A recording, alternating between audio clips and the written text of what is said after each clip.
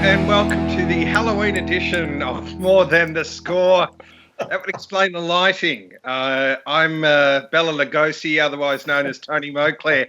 Today, Troy Zantuck, who's about to join me, we are interviewing a political commentator, Australia's best-known kabaddi player, long-distance swimmer, and a bloke who played a little bit of footy as well and might have just done a little bit in the 2008 Hawthorn Premiership, Campbell Brown. But first, Troy, welcome to More Than the Score. How are you?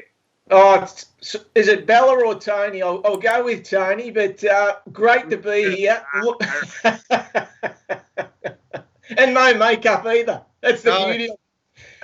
Great to be here and really looking forward to having a chat to one of Hawthorn's, is one of my favourite players. Tough, hard, skillful at the same time, and comes from an absolutely iconic football family in Campbell Brown. So really looking forward to chatting with Campbell, Tone. Well, let's say good day to him now. Campbell, thank you, and thank you for joining us. Welcome to More Than the Score. How are you? My pleasure. Thanks, Tony. Thanks, Troy. It's good to be here. I've never had anyone introduce me as a skillful player, Troy, so I appreciate that.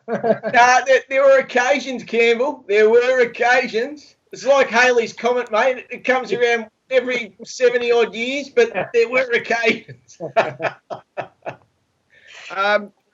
Campbell, the son of an AFL or VFL legend, how much pressure was there on you to either live up to the reputation of your old man or to get out of his shadow? No, there was certainly, I didn't feel any, and the old man didn't put any pressure on me. Footy was obviously in the family. I remember as a young kid living in Perth, because that was where I was born and brought up. Early memories of going to the waffle games, going behind the goals and, fighting the other kids for the football after someone kicked a goal. The old man was coaching South Fremantle in 1992. So I remember, going to watch those games vividly, and I loved football. We moved to Victoria when I was 9 years of age in 1993, and Mal got a job at Richmond around the sort of Save Our Skins campaign from 93 to 95 to try and help them out financially. And I was a regular at all the Richmond games, loved it. And I reckon at the age of 11 or 12, if you'd have asked me what I wanted to do when I grew up, I would always say I want to play AFL football. So it was a dream of mine. And obviously when I tried to pursue that, the old man, having been a player and a coach, would always give me plenty of feedback, good and bad. He was never one of those parents that would always be positive and tell you how well you played, even if you played poorly. He was pretty brutally honest, but I felt that while you don't like to hear that sometimes after a game as 14, 15, 16-year-old, I think it's pretty important to keep you balanced, keep you hungry and keep you striving to improve. And I was never a player that was a certainty to get drafted. I had to work really, really hard on the deficiencies in my game. And so he certainly helped along the way. Campbell, just on your dad's influence, he was one heck of a player. There's no mistake about it. The 69 Sandover, he won 3 BNFs at East Perth. He come over to Victoria, much talked about. Played 14 games, booted through 25 goals for the Tigers in 74. He was a bit stiff being suspended. He could have played in that 74 premiership. What did he instill in you that you remember to this day? What was the number one thing that he instilled in you as a young bloke growing up?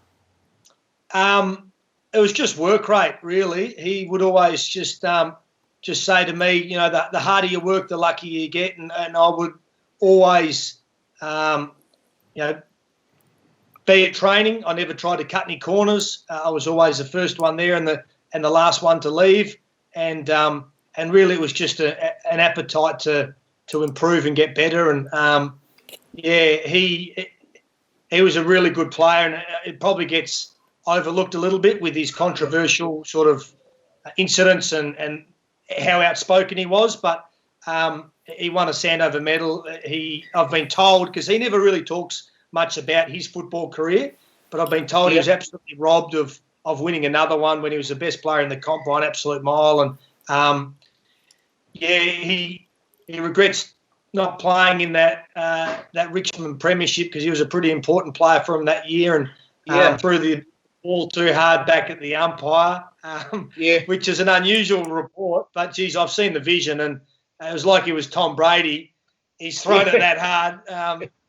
The umpire was like he didn't end up in the middle of Punt Road. But, he got rubbed out and obviously missed the preliminary final, the grand final, and they went on to win the premiership, and his transfer ran out. So back in those days, you needed transfers from East Perth to Richmond, and he only got a 12-month transfer. And while I think he would have loved to have stayed in Victoria to keep playing, the transfer required him to go back to Perth to play again. So you couldn't do too much about it those days. But, probably just hard work. He just was always on me about never getting comfortable and satisfied with how I played and prepare to the best of your ability. That hardness is shared by both the Brown men. Was that something he demanded of you, that physicality on the field? No, he didn't demand it. I think it came pretty naturally, probably environment-based.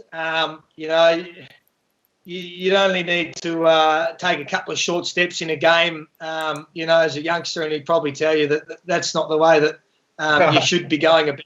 And as I sort of matured and got a bit stronger and more physical, I just worked out that was probably my one wood in terms of my game. And if I brought that physicality and intensity to the contest, then sort of no matter how you played, whether you won or you lost or you played well or you played poorly, no one could ever question your commitment.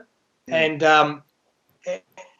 especially the one thing the old man always used to say when I was at Hawthorn and we were going through a tough period was anyone can play well in a winning side, but you get your respect from your supporters if you continually sort of try your hardest in a side that's losing. So even if you're down by 12 goals, if you're still, chasing, tackling, backing into packs, doing all those things, you give yourself every chance of getting picked each week because of the level of commitment you're showing right to the final siren. And that sort of did come naturally to me, but I worked out that if you bring that every single week, then it doesn't matter what your possessions are, people will walk away and know you've given it your all.